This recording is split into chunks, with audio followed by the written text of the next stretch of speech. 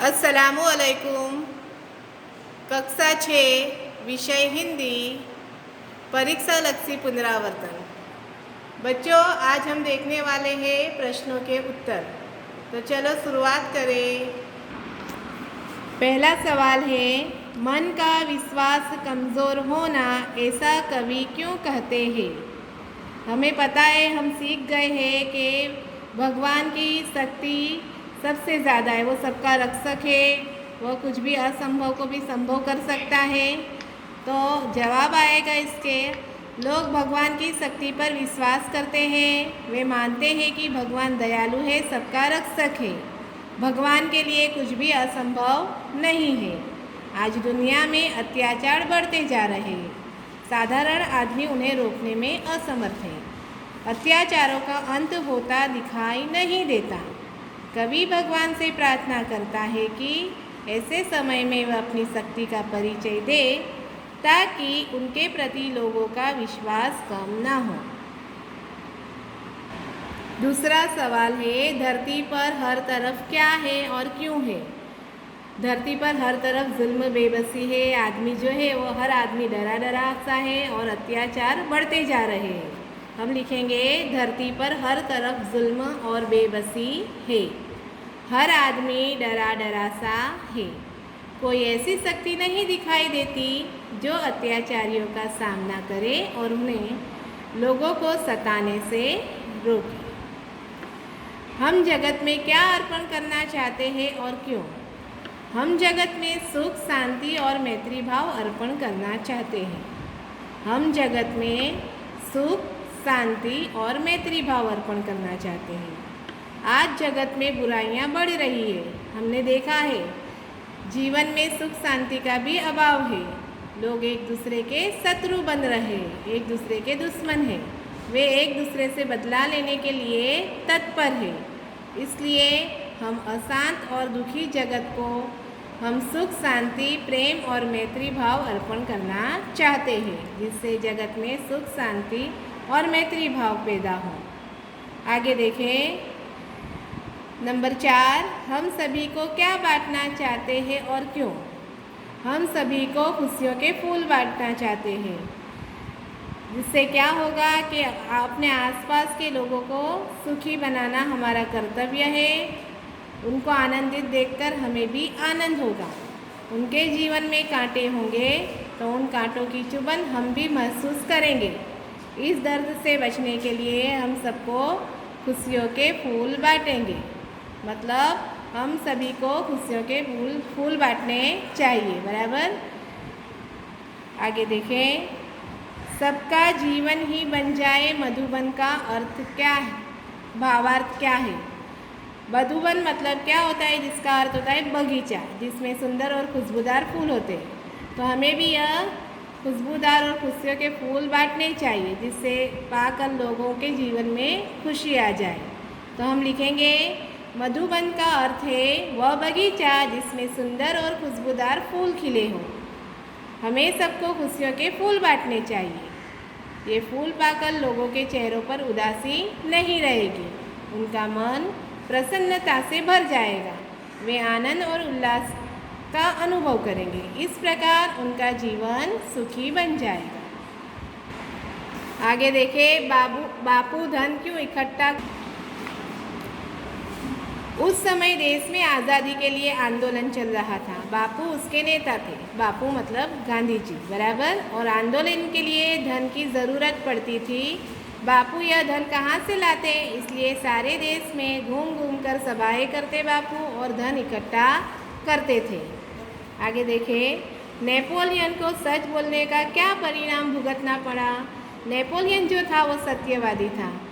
वो हमेशा सच बोलने वाला था और अनूठा इंसान था। इसके कारण अमरूद बेचने वाली लड़की को जो हानि हुई थी उसकी भरपाई कराना चाहता था। वो भरपाई कराने के लिए उसको उसकी माँ ने जेब खर्च के लिए 2 महीने तक कुछ भी नहीं मिलेगा, यह परिणाम उसको भुगतना पड़ा। तो हम लिखेंगे, नेपोलियन ने अपनी माँ को बता दिया था कि उसके कारण अमरूद बेचने वाली लड़की को हानि उठानी पड़ी है। उस लड़की को डर था कि उसकी माँ उसे बुरी तरह डांटेगी। अपनी जेब खर्च की रकम में से उसे लड़की को अमरूदों के पूरे पैसे देने के लिए नेपोलियन ने माँ से कहा। माँ नेपोलियन की सच्चाई से बहुत खुश हुई। उसने नेपोलियन से कहा कि अब 1 महीने तक उसका जेब खर्च के लिए कुछ भी नहीं मिलेगा। नेपोलियन ने अपनी माँ की बात मान ली। उसने अपने सच बोलने के परिणाम को खुशी खुशी भुगत लिया। आगे देखें, कौमुदी कौन थी? उसने अपने देश का परिचय किस प्रकार दिया? कौमुदी जो थी वह एक लड़की थी, केरल में बड़गरा गांव की बराबर। उसमें बापू जहां धन इकट्ठा कर रहे थे वहां उसने सभा में अपने आभूषणों को त्याग दिया। इस तरह उसने अपने देश प्रेम का परिचय दिया। तो हम लिखेंगे कौमुदी केरल के बड़गरा गांव की बालिका थी। बड़गरा गांव में धन इकट्ठा करने के लिए गांधी जी की सभा में आयोजन हुआ था। सभा के भाषण के बाद गांधी जी ने उपस्थित महिलाओं के उनके गहने मांगे। बहुत सी महिलाओं ने अपने गहने गांधी जी को भेंट में कर दिए। उस समय 16 वर्ष की कौमुदी गांधी जी के पास आई। उसने गांधी जी से उनके हस्ताक्षर मांगे। हस्ताक्षर करने के उसने अपने हाथों की सोने की चूड़ियाँ, गले का स्वर्णहार और कानों के रत्न जड़ित बूंदे गांधी जी को दे दिए। इस प्रकार मूल्यवान गहने देकर कौमुदी ने अपने देश प्रेम का परिचय दिया। आगे देखें, तुम अपने देश की सेवा कैसे करोगे? बच्चों, आप लिख सकते हैं कि आप अपने देश की सेवा कैसे करेंगे। तो यहाँ पर लिखा है मैंने, मैं कृषि वैज्ञानिक बनकर खेती के नए नए तरीकों के आविष्कार कर तरह तरह के अनाजों, दालों और साग सब्जियों की पैदावार बढ़ाऊंगी तथा इंजीनियर बनकर ऐसी तकनीक विकसित करूंगी कि देश के जिससे खेत और मजबूत मकान बने। ऐसा प्रयत्न करूंगी मैं कि देश में कई बेघर न रहे तथा मैं देश में फैले हुए भ्रष्टाचार को जड़मूल से उखाड़ने का इरादा रखती हूँ।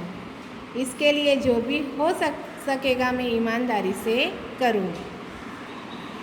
आगे देखें,